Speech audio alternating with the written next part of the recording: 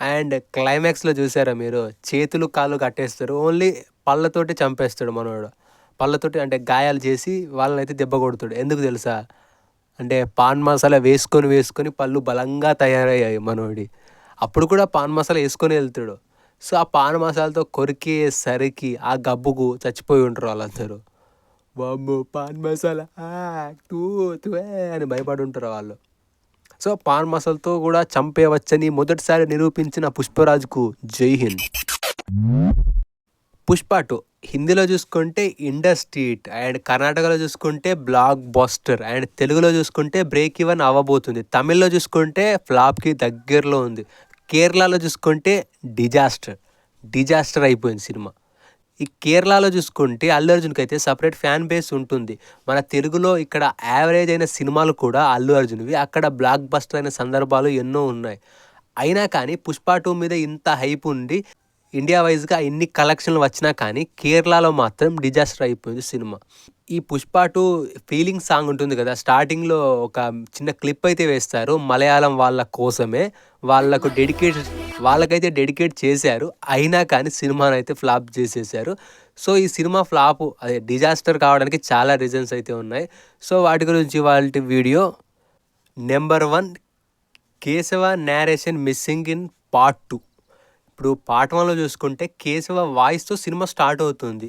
అదేంటి జపనీస్‌లో తయారయ్యే ఇన్‌స్ట్రుమెంట్స్ కావచ్చు, ఏదైనా కానీ జపనీస్‌లో ఎర్రచందనం ఉంటుందని అక్కడి నుంచి స్టార్ట్ అయ్యి, ఆ ఎర్రచందనం ఎక్కడి నుంచి వస్తుంది, ఆ ఎర్రచందనం ఒక కూలోడు గురించి, ఆ కూలోడు ఎలా ఎర్రచందనం సిండికేట్‌కి రాజయ్యాడు అనేదైతే స్టోరీ ఎక్స్‌ప్లెయిన్ చేస్తాడు కదా! మరి పార్ట్ 2లో ఎర్రచందనం గురించి కానీ, పుష్ప గురించి కానీ కేశవ అయితే ఎక్కడ కూడా వాయిస్ ఓవర్‌తో చెప్పడు. అంటే నేరేషన్ అయితే ఇవ్వడు.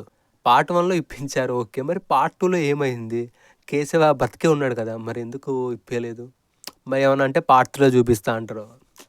ఇప్పుడు పార్ట్ 1 స్టార్టింగ్‌లో చూసుకుంటే ఒక ఫైట్ సీన్ ఉంటుంది కదా! ఆ ఫైట్ సీన్ దేనికి లింక్ పెట్టారు? ఎందుకు చెప్పండ్రా? హీరో ఎంట్రీ సీన్ ఉండాలి కాబట్టి పెట్టిల్లంతే. హీరో ఎంట్రీ సీన్ మంచిగా అంటే హైప్ ఉండాలి, అంతేంది ఎలివేషన్ ఉండాలి.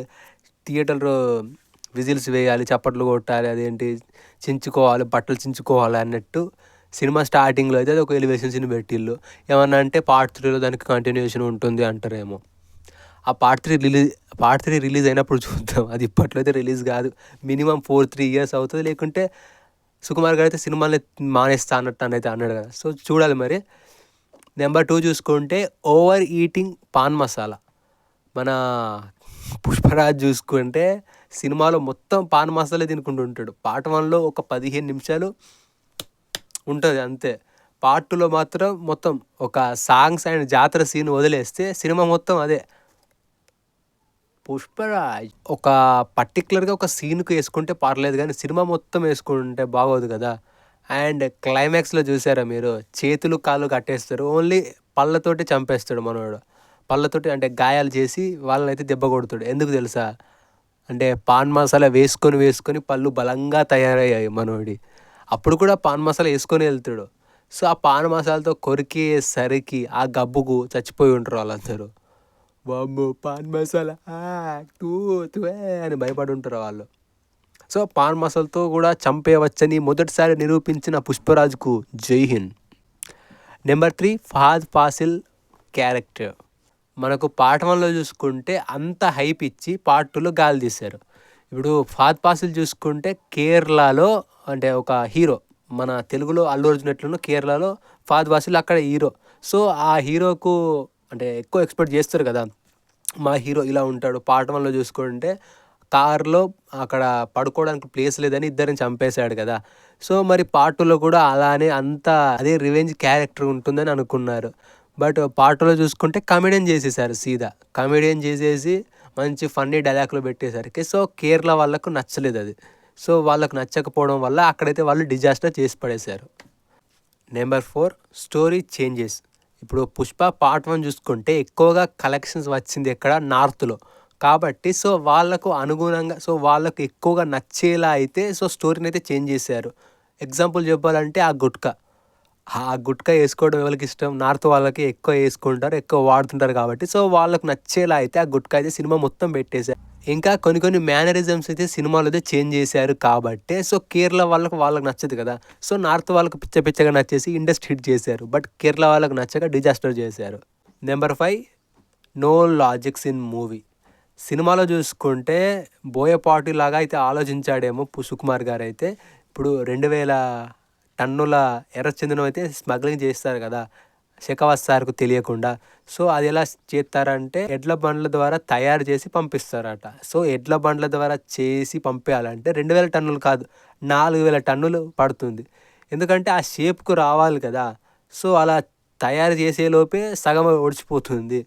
సో 4000 టన్నులు కావాలి. అయినా కస్టమర్స్కి కావాలి, వాళ్ళు అనుకున్న డిజైన్ కావాలి. కానీ వీడు ఆల్రెడీ డిజైన్ చేసి పంపిస్తే వాళ్ళు ఏం చేస్తారు? ఒక పౌడర్ తప్పించి ఎందుకు యూజ్ కాదు వీడు అంటే పుష్పరాజ్ పంపించింది. ఇంకా శెఖావత్ సార్ చూసుకుంటే మంగళం సీను ఇది ఎర్రచందనం కాదు ఇది సండ్రా అని అంటాడు కదా. అంటే స్మగ్లింగ్ ఏరియాలో పోలీసులాగా ఉండి ఎర్రచందనాన్ని పట్టుకునే వ్యక్తికి అది ఎర్రచందనమా సండ్రా అనే ఆ విషయం కూడా తెలియదా? ఆ విషయం తెలియకుండానే అంత పెద్ద పోలీస్ ఆఫీసర్ అయ్యిండా? సో ఇక్కడ కూడా నో లాజిక్స్ అంతే. సో ఈ కారణాల వల్ల అయితే కేరళలో అల్లు అర్జున్ గారి పుష్ప 2 మూవీ అయితే డిజాస్టర్ అయ్యింది అని అయితే నేను అనుకుంటున్నాను. సో ఇంకా ఏమైనా రీజన్స్ ఉంటే కామెంట్లో తెలపండి. సో మరి అంతే ఇవాళ వీడియో. సో నచ్చే ఉంటుంది అనుకుంటున్నాను. Bye bye.